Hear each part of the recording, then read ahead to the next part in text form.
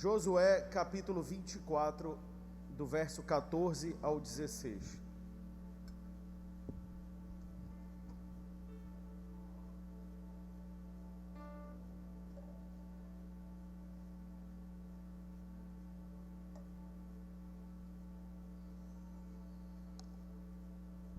Diz assim: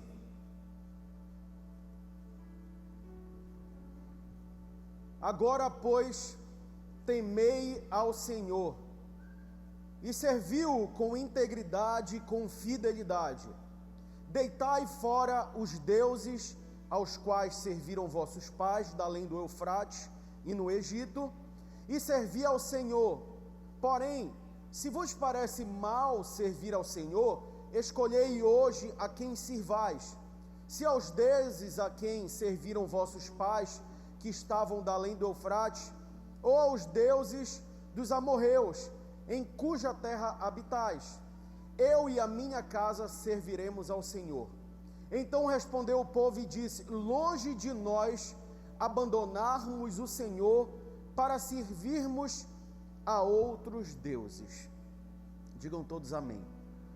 Coloque a mão no seu coração, feche seus olhos, vamos orar. Senhor Jesus, obrigado pela tua palavra, Deus. Nós agradecemos essa noite, Deus, como uma imensa oportunidade e janela que o Senhor abre a cada um de nós, as nossas famílias, as nossas vidas, para que sejamos intensos em Ti, Deus. Desejamos Te servir, desejamos entregar os melhores anos da nossa vida ao Senhor, porque sabemos que não há vida em qualidade, não há alegria, não há nada de tão satisfatório longe da Tua presença. Qualquer, meu Deus, realização, qualquer, meu Deus, desejo que foi completo, concretizado, não é o suficiente longe da Tua presença. Então fala conosco de uma forma muito intensa e poderosa, em nome de Jesus. Digam todos amém. O tema dessa mensagem é: essa decisão é sua. Existem algumas decisões, meus irmãos, que elas são decisões que, se nós pudéssemos tomar por você, nós tomaríamos. Mas há algumas decisões nas nossas vidas, no dia a dia, que ainda que todos possam olhar em volta de nós como a melhor opção a cada um de nós, há decisões que só eu posso tomar pela minha vida, que só você pode tomar pela sua própria vida. E essa palavra, ela fala um pouco sobre isso, ela fala sobre decisões, mas não é qualquer decisão. Porque algumas decisões, elas de alguma forma, elas impactam áreas da nossa vida, por exemplo, a nossa casa, a nossa família, talvez alguma coisa no teu trabalho. Mas há decisões nas nossas vidas que, quando tomadas de forma errada, elas não impactam só as nossas vidas, elas impactam a vida de pessoas que nos cercam. Elas chegam a impactar até a eternidade, a forma como nós respondemos ao chamado de Deus. E quando nós vemos essa palavra, nós vemos um homem muito conhecido pela Bíblia, que era Josué. Um homem que viveu em retidão sua vida inteira. Um homem que vivia segundo o coração de Deus. Um homem que vivia para Deus. Tanto é que uma geração inteira deixou de herdar a terra prometida, que havia sido prometida por causa de murmuração, exceto duas pessoas, Josué e Calebe. Josué era um homem aquém do seu tempo. Era um homem que vivia em retidão a Deus. Tanto é a retidão do seu coração que ele foi o sucessor de Moisés. Ele foi escolhido para conduzir o povo à terra prometida, uma vez que a Bíblia fala que Moisés ele só conseguiu contemplar a terra, mas não conseguiu entrar na terra. Só que esse texto, nós vemos, é o último capítulo desse livro. E é o último capítulo, e ele traz um texto com um formato de despedida, porque Josué já era avançado de idade, Josué já era idoso, Josué tinha aproximadamente 110 anos de idade. Ele já entendia que a sua partida estava próxima, e o desejo ele era: eu fui sucessor de alguém, e agora, quem vai me suceder? quem trará a visão das coisas que Deus colocou no meu coração adiante? Então, desde o capítulo 23, um capítulo anteriormente a esse que nós lemos, ele aparece com uma espécie de convocação a todo o povo, lembrando primeiro da fidelidade de Deus. Olha, Deus foi fiel com cada um de vocês, Ele foi fiel com vocês na saída do Egito, Ele foi fiel com o nosso povo na entrada da terra prometida, Ele foi fiel com a libertação, com a provisão no deserto, Ele foi fiel conosco com a vitória sobre os inimigos, que não eram poucos. Existiam inimigos poderosos, mas Deus foi fiel. O chamado dele era: povo, entenda, Deus tem sido fiel até aqui porque nós temos vivido diante dele. Então se mantenham dessa forma. Aos que vierem após mim, se mantenham dessa forma. As suas últimas direções era que para que o povo que viesse após ele, os seus sucessores, decidissem quem eles haveriam de servir, quem eles haveriam de seguir, quem eles haveriam de dedicar as suas vidas. Então Josué leva o povo a decidir de uma vez por todas, como quem diz: saiam de cima do muro. Não tem condições de viver de vez em quando para Deus. Enquanto eu não estiver aqui, vocês farão as mesmas escolhas. Ou seja, quando não tiver um movimento, quando não tiver um culto, quando não tiver uma conferência, quando não tiver algo acontecendo do nosso meio, ainda assim vocês entendem que nós devemos servir ao Senhor? Decidam de uma vez por todas. Só que para decidir, cada um de nós, de uma vez por todas, nós precisamos entender verdades que implicam a nossa caminhada em servir a Cristo.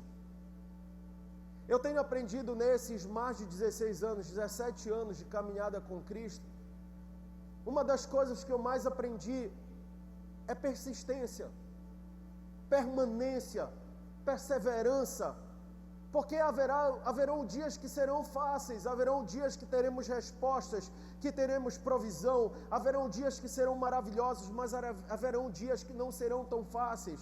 Haverão dias que as nossas orações têm que ser mais intrépidas, haverão dias que nós teremos que dobrar mais os nossos joelhos, haverão dias que nós nos cansaremos mais, mas em todo eles, sejam bons ou ruins, o Senhor está conosco, e a proposta é: decida enquanto há tempo, decida quem você decide servir, decida quem você fez a sua escolha, porque existem verdades que implicam em servir a Cristo. Eu sei de toda forma que não é tão fácil.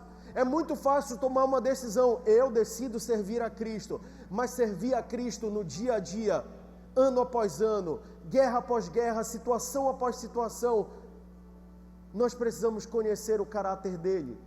E dentre essas verdades sobre servir a Cristo, a primeira delas é que servir a Deus nos exige comprometimento. Servir a Deus exige de nós comprometimento de toda a nossa vida. Josué 24:14, eu queria ler só a primeira parte desse texto, que diz assim: agora, pois, temam ao Senhor e o sirvam com integridade e com fidelidade. Nós já vamos ler esse restante. Servir a Deus com integridade e com fidelidade. O que é nós hoje entendermos uma verdade de Deus que Ele nos exige de o servir com integridade? É o servir de forma inteira, é o servir sem divisão. No original do hebraico, essa palavra fala de inteiro, fala de completo, fala sem divisão. Ou seja, o meu coração, ele não está dividido entre duas opções. Eu tenho só um caminho, só uma verdade, porque eu tenho uma vida para servir a Ele. Ele é o caminho, a verdade, a vida, Ele é o início, Ele é o fim, Ele é o princípio de todas as coisas, Ele é o alfa, Ele é o ômega. Não existe nada que nos leve a Deus senão Cristo Jesus. Amém? E nós precisamos tomar algumas decisões, e essa é uma das decisões. E para tomar uma decisão dessa, nós precisamos entender uma verdade de Deus. para o servir, nós precisamos ter comprometimento, de forma integral. Mas não só isso, nós precisamos, segundo a palavra, de fidelidade.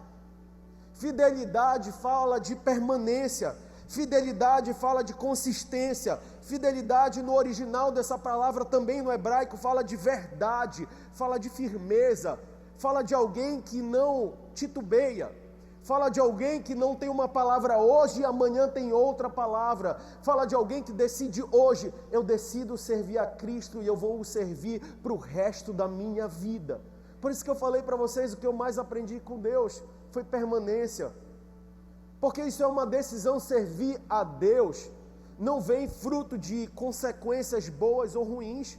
Servir a Deus é fruto de uma decisão. Você decide hoje, eu quero depositar a minha confiança no Senhor, eu quero confiar nele de todo o meu coração, eu quero servir a ele de forma integral, eu não quero servir ele de forma parcial, eu não quero servir só se as coisas dão certo, eu não quero servir só se as coisas, no momento que elas dão errado, eu vou atrás dele. Não, as pessoas conseguem olhar para você e falar sobre você, independente do que eu veja ele sempre está servindo a Deus. Irmãos, é tão triste isso. Às vezes nós temos irmãos, e eu, durante a minha caminhada, tinha alguns irmãos que eram um exemplo para mim. No início da minha caminhada, principalmente, eu me lembro que eu fui o último da minha geração, e foi uma colheita gigantesca. Para você ter uma ideia, na célula pré-batismo, chegou a dar 80 pessoas numa célula, e não é porque a gente não multiplicava, é porque havia um movimento muito forte. A célula batia 40, 50 pessoas. Só que sabe o que é interessante disso? Quando eu olho daquelas pessoas, muitos se firmaram, estão em outras igrejas, mas muitos que eram muito intensos, que eu olhava e falava, nossa, como essa pessoa é cheia do Espírito Santo, e eu sentia uma certa de inveja gospel.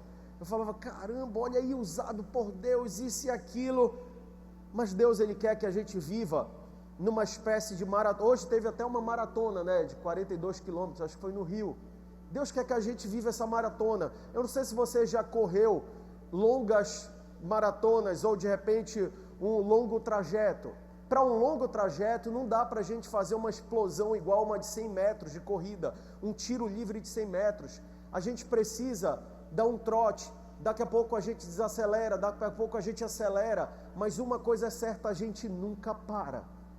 A caminhada cristã é da mesma forma.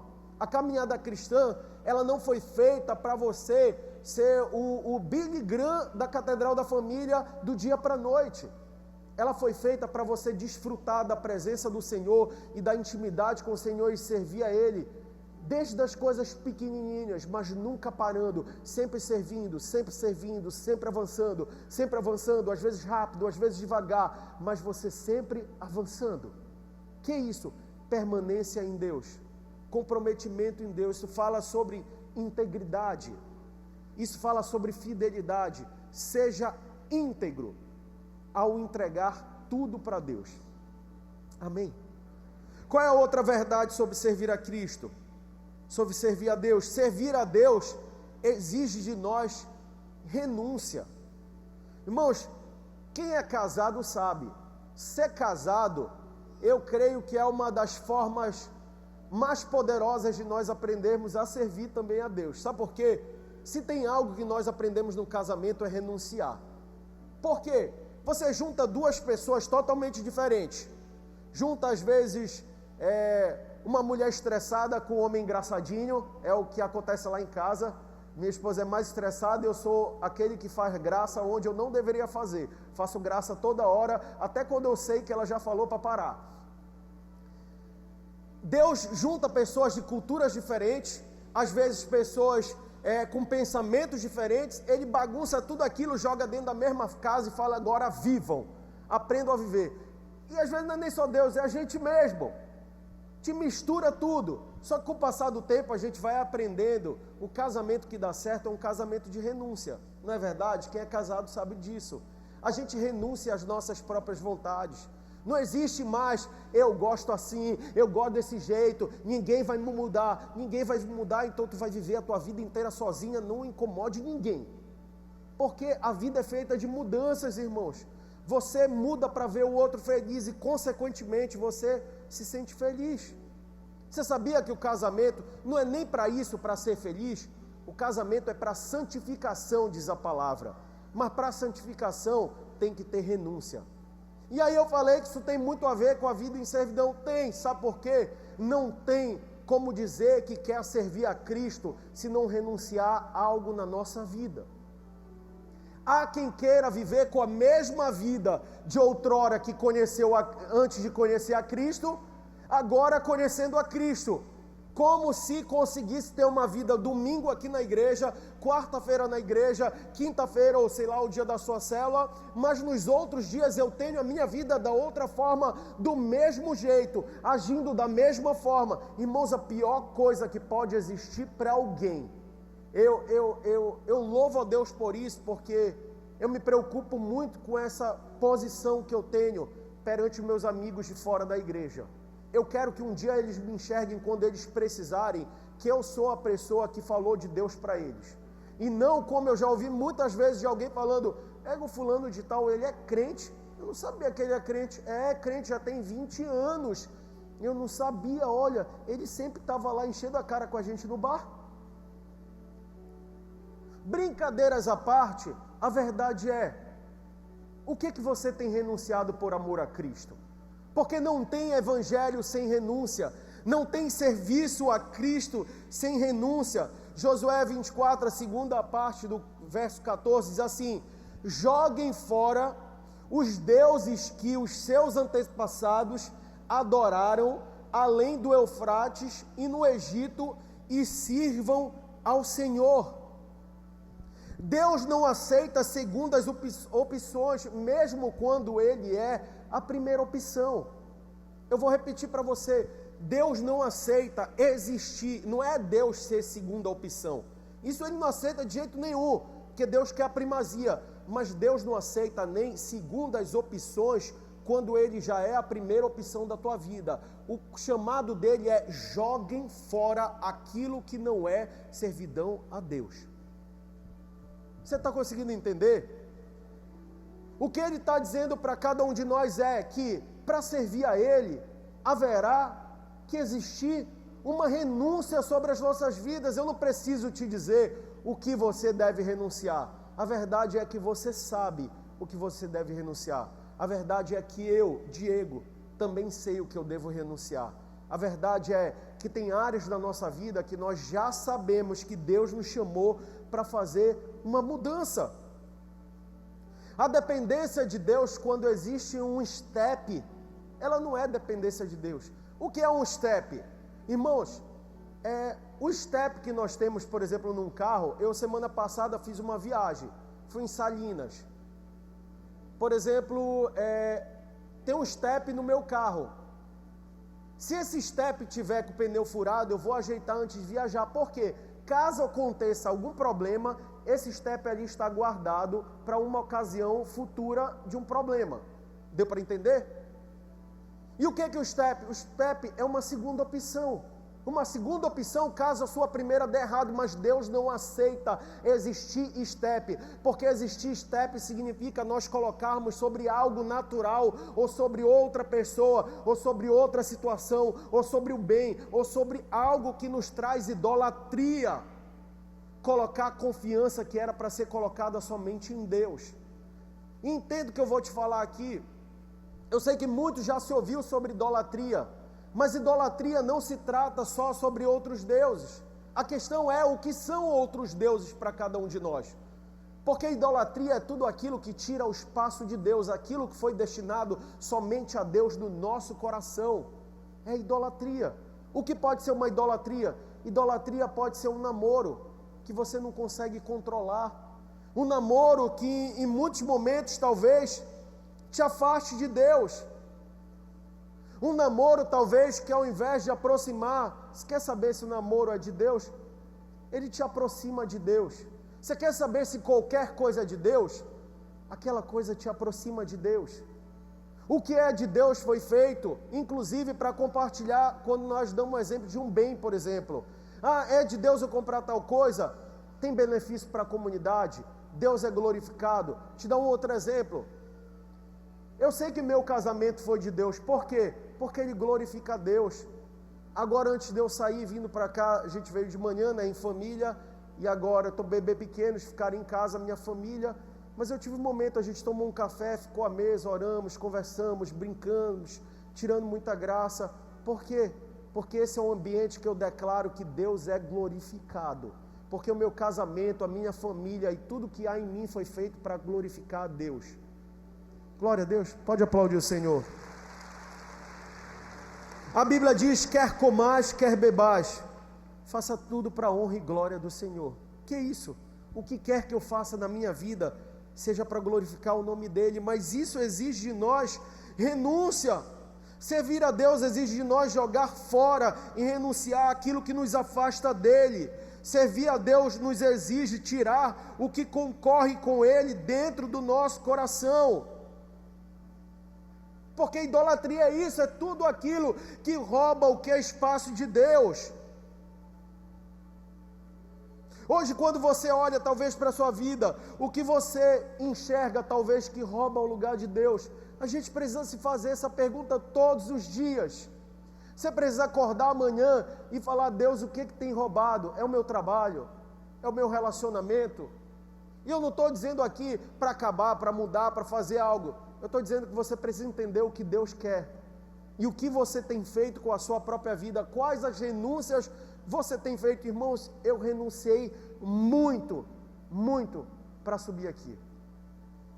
E não é porque eu desejava, porque eu não sonhava com púlpito. Eu não sonhava nem pregar. Eu não sonhava com nenhum título. Até hoje eu não tenho esses sonhos. Mas a forma como Deus ele me marcou foi uma forma que eu não tinha como dizer não. Eu tentei dizer não, mas eu não consegui dizer não. Mas eu só consegui assumir aquilo que Deus tinha colocado sobre a minha frente quando eu falei, Deus, eu renuncio à minha própria vida.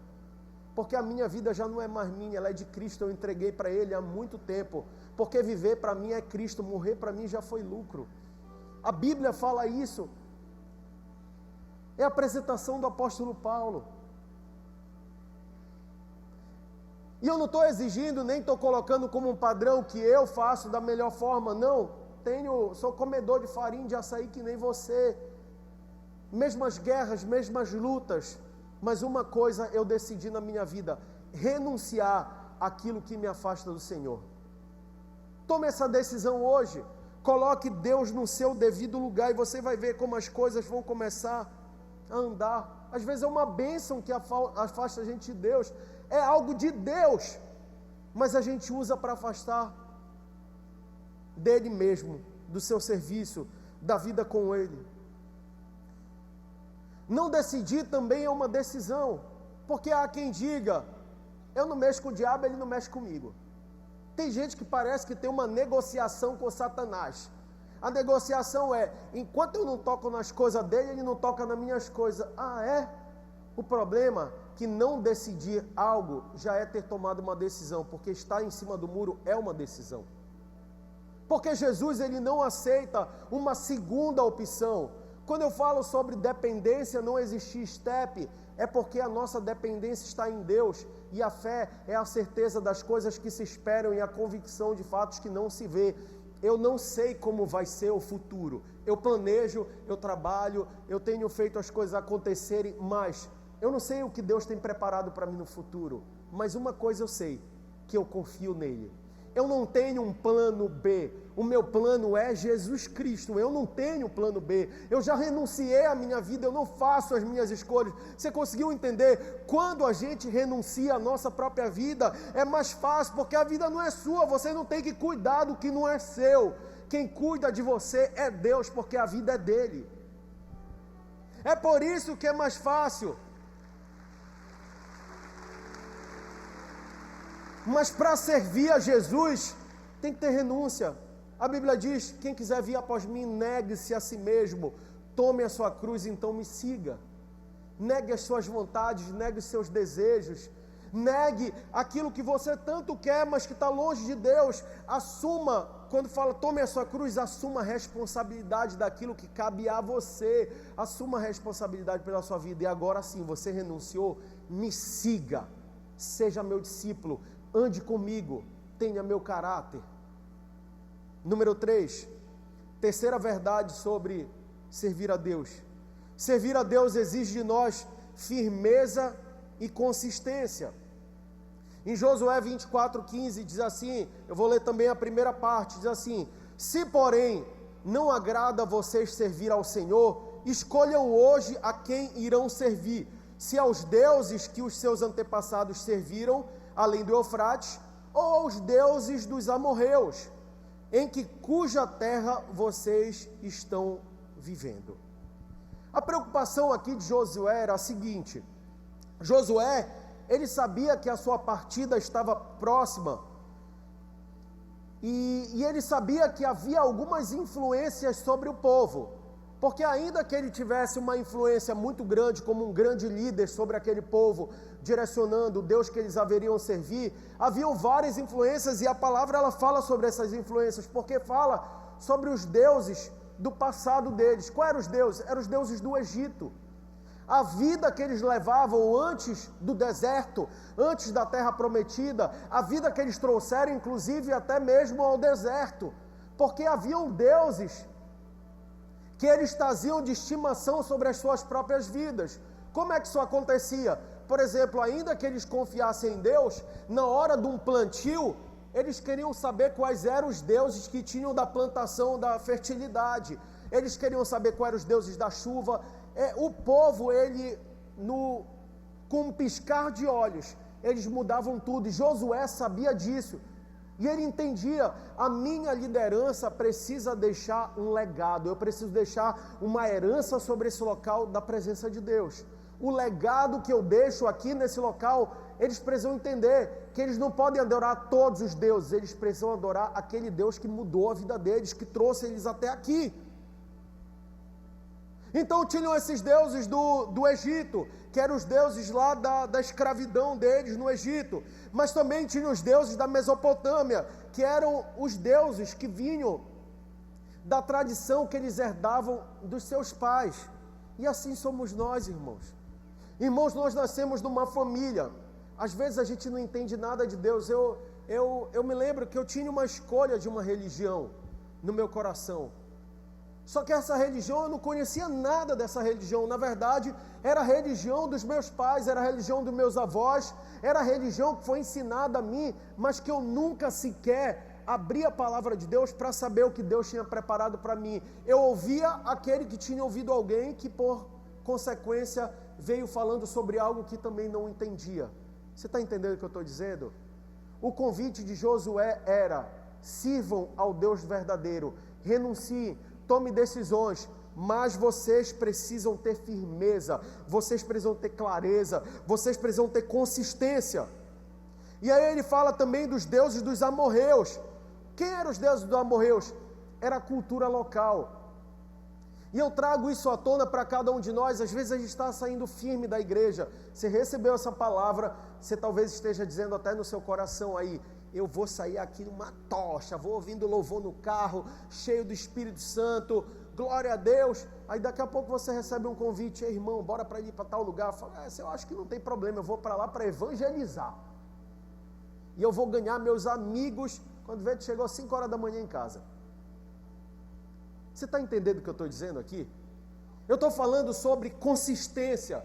Eu estou falando sobre permanência. O que Josué estava dizendo aqui: não dá para vocês viverem desses dois lados. Escolham logo, renunciem e escolham. Mas se vocês quiserem escolher os outros deuses, fiquem à vontade, mas Deus só aceita se Ele for o único. O Deus Jeová, Ele só aceita quando Ele é o único. Não tem o Deus da plantação, Ele é o Deus de tudo. Ele é o princípio e Ele é o fim. Ele quer mexer em tudo na sua vida. Ele não quer mexer só em parte. O Deus do meu relacionamento. O Deus não sei onde. Ele quer mexer em tudo na nossa vida. O apelo era: parem de viver divididos. Porque a fé que existe em Deus não aceita neutralidade. Nós precisamos tomar uma decisão. Você não pode ter a Cristo dia de domingo, ser cheio do Espírito Santo, trazer vários convidados, mas durante a semana ser muito distante de Deus.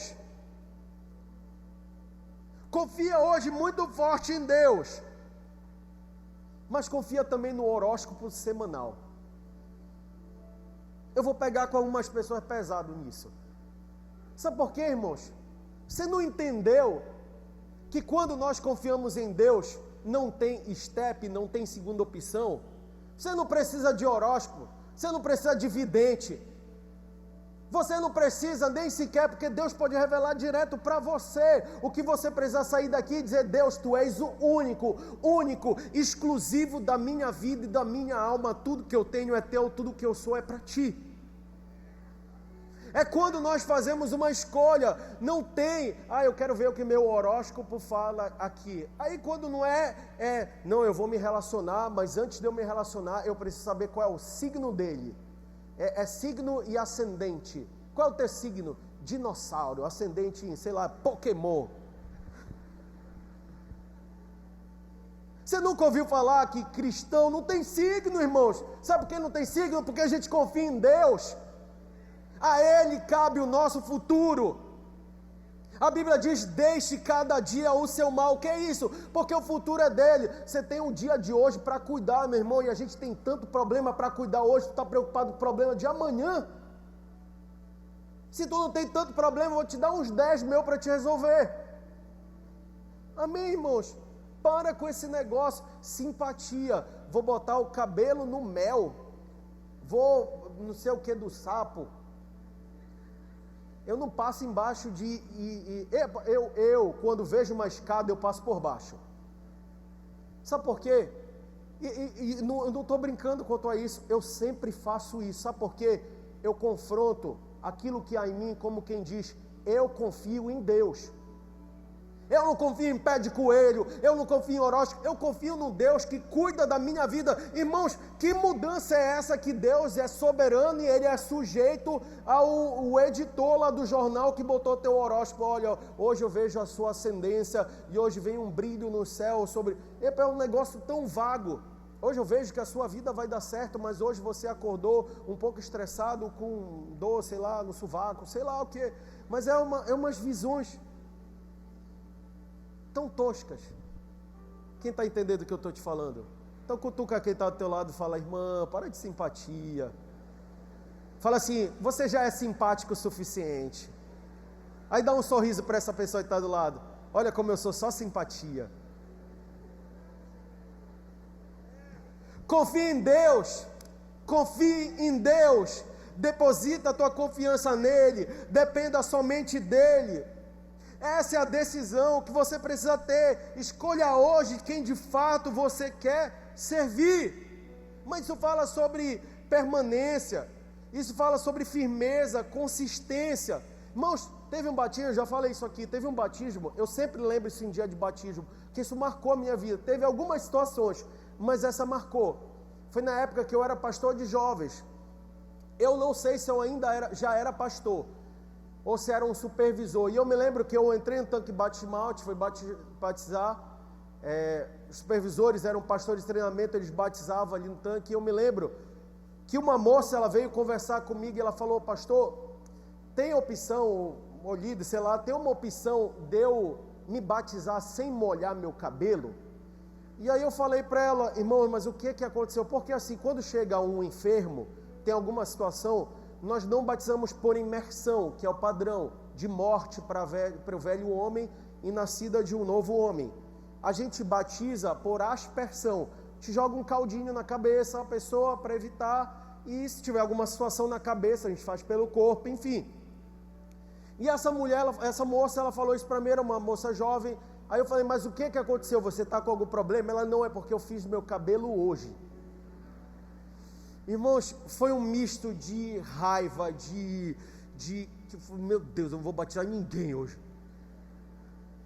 Mas por que isso? Falta firmeza para o povo, irmãos. Como é que alguém decide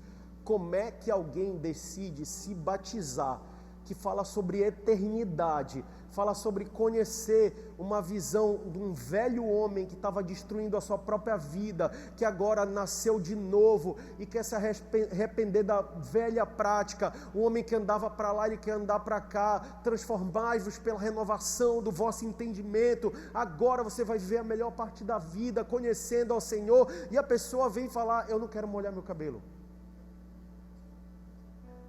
É banalizar aquilo que para nós é muito sério e aquilo que para Deus é muito sério. Por quê? Falta firmeza. Falta alguém que entenda com clareza o que eu estou fazendo aqui nesse local. Você não está passeando, irmãos. Você veio encontrar o dono de tudo. O dono, o médico dos médicos que cura qualquer doença. E não sou eu que digo, é a palavra que diz: pede em nome dele. Não é meu nome, não é de pastor, não é de líder, é no nome dele, ele faz cura. É o dono do ouro e da prata, porque o profeta Ageu fala: minha é a prata e meu é o ouro, diz o Senhor dos exércitos. O que é isso? Ele é o dono de todos os recursos que resolve a nossa vida na área financeira. É só falar com ele.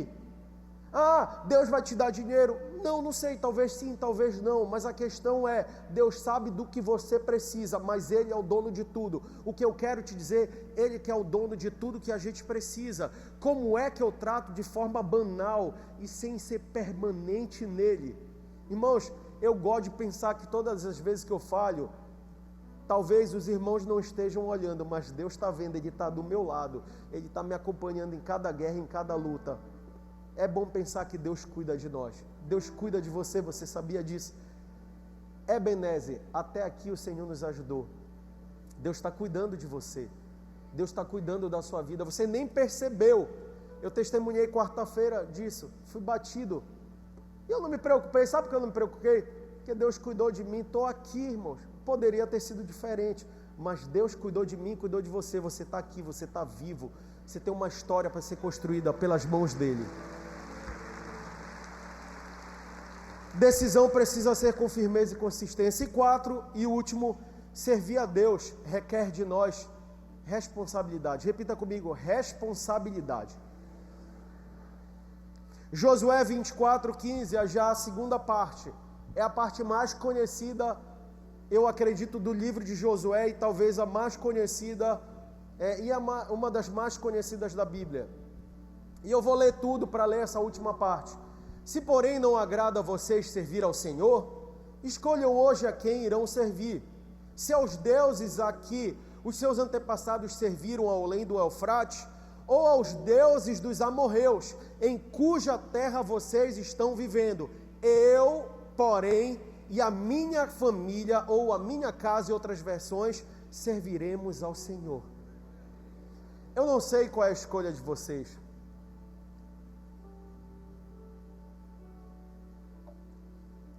Eu suspeito qual seja. Eu não sei quais são, na retidão, as escolhas dos pastores dessa igreja, do meu pastor, mas uma coisa é certa: eu e a minha casa serviremos ao Senhor. Essa escolha, ela exige de nós responsabilidade. Minha família está lá em casa. Eu assumo essa responsabilidade, que eu e minha casa serviremos ao Senhor. Meus filhos crescerão conhecendo a palavra do Senhor. Meus filhos crescerão amando o Senhor. Meus filhos crescerão sabendo que eu amo mais o Senhor do que eles mesmos, que eu amo mais o Senhor do que a minha esposa, que eu amo o Senhor. Minha esposa, antes de casar comigo, ela sabia. Eu disse para ela: eu nunca vou amar você como eu amo a Deus. Eu nunca vou amar. Eu espero que eu te ame muito, mas nunca você vai competir com Deus. Você está entendendo o que eu estou dizendo? Eu e a minha casa serviremos ao Senhor.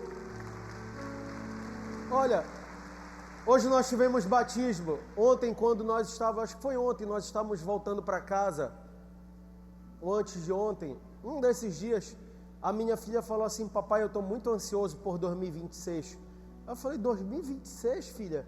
É, papai, eu estou ansioso porque eu vou me batizar. Ela está com 8 anos, se batiza aqui a partir de 10 anos, né? Ela já está tendo discipulado, ela participa do discipulado, e hoje nós batizamos juniores, né, de 10 a 13 anos, que eles passam por todo um treinamento para que entendam a escolha que eles estão fazendo. E ela me falou isso, eu falei, que bênção, filha, e vai acontecer. Ela está com 8, faz 9 no final desse ano, e faz 9 no final do ano, e 10 no final do ano que vem, e ela já decidiu que ela quer servir ao Senhor. Você consegue entender de forma prática isso aos nossos corações, de que requer de nós responsabilidade de falar de alguma forma dentro da nossa casa? Você consegue entender que talvez nem esteja aqui, ou talvez esteja do seu lado, o seu marido, a sua esposa, os seus filhos, talvez os seus filhos estão na salinha, talvez os seus filhos nem estão aqui na igreja, talvez você está aqui sozinho, talvez você jovem, e talvez seus pais estão em casa.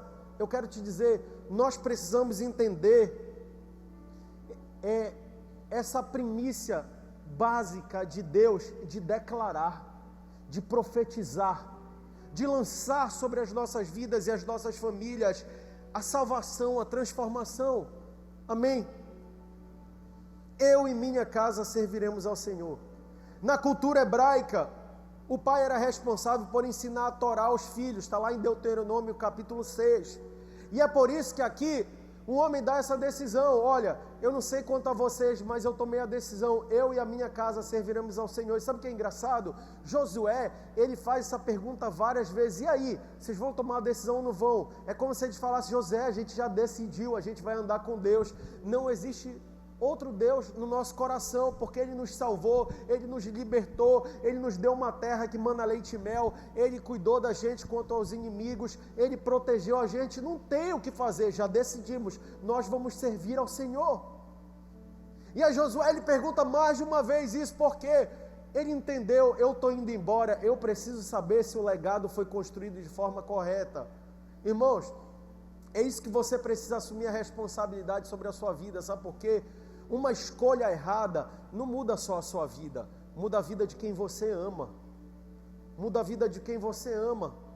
Às vezes eu vejo pessoas que viveram, olha o que me chama muito a atenção, alguns casamentos, que eu celebrei, às vezes dão errado, e 100% deles, quando eu vou perguntar, se afastaram de Deus, se afastaram do serviço a Deus, há muito tempo não vinham nem para a igreja, depois quando vai tentar recuperar, já é tarde. Mas às vezes os filhos estão vivendo tudo bem na casa, e às vezes os filhos se perdem. Chegou o momento, você, pai e mãe, dobrar seu joelho, porque existe uma responsabilidade sua de declarar. Eu não sei onde seus filhos estão, mas a gente não criou filho para ser entregue para Satanás, a gente criou filho para ser entregue no altar do Senhor, assim como Samuel. Eu entrego meu filho, que nem Ana, eu entrego meu filho diante de Deus. Eu quase todos os dias, ontem eu estava com meu filho, eu começo a orar por ele antes de sair. Eu fui resolver algumas coisas no trabalho ontem, e eu peguei, antes de sair de casa, peguei ele no colo, enquanto a minha esposa descansava. Ele está com 5 meses, e aí eu começo a falar: filho, papai te ama, mas você vai ser grande em Deus, filho. Deus vai te usar, você vai ser usado no altar do Senhor. Eu declaro isso sobre a vida dos meus filhos. A minha filha já entende, eu falo para ela: filha, você vai ser muito usada por Deus. Onde você passar, Deus vai te usar, Deus vai te dar palavras, E a minha filha é espetacular, usada por Deus. Às vezes eu brigo com a minha esposa, já falei aqui, ela faz bilhetinho. Ela faz bilhete para mim, assinando em nome da mãe dela, falando assim: perdão, amor. E faz a mesma coisa com a mãe dela. Fala: Deus está cuidando da gente. E é lindo ver a sensibilidade que ela tem para as coisas de Deus. Comece agora. Ah, eu não comecei. Comece agora. Ah, no casamento, comece agora. Qual foi a última vez que você dobrou o joelho junto com o seu marido, junto com a sua esposa? Quando foi que você dobrou a última vez junto com os seus pais? Talvez que você dobrou seus joelhos, talvez por um amigo, talvez com os filhos. Nós ensinamos pelo exemplo. Cara, eu acho muito bacana. Meu filho ainda não dá, claro, 5 meses, mas às vezes eu e a minha esposa de manhã, agora a liturgia com o filho é mais complicado, bebezinho, mas às vezes a gente ajoelha de manhã do lado da cama, e aí consagra o dia. Quando eu vejo, às vezes antes de eu ir levar minha filha no colégio, quando eu vejo, ela vem correndo lá, e ela ajoelha do nosso lado. Eu não preciso falar para ela, eu não falo para ela: filha, ajoelha aqui, joelho no milho, bora orar. Eu não preciso falar para ela, ela já entendeu. Olha, é assim que funciona, é assim que Papai do Céu fala com a gente. É assim que Papai do Céu fala com você. Dobre seu joelho, apresente a sua vida. E aí você precisa entender isso, que salvação é individual, mas o impacto que a salvação causa em nós, o impacto que Deus causa em nós é coletivo. Eu vou finalizar com isso. Declare. Você precisa aprender a declarar. Repita comigo isso antes que eu acabe. Os meus filhos, mesmo que você ainda não tenha, os meus filhos, eu consagro hoje diante de Deus. O meu casamento, mesmo que você não tenha, eu consagro diante de Deus hoje. A minha vida, eu consagro a Deus hoje.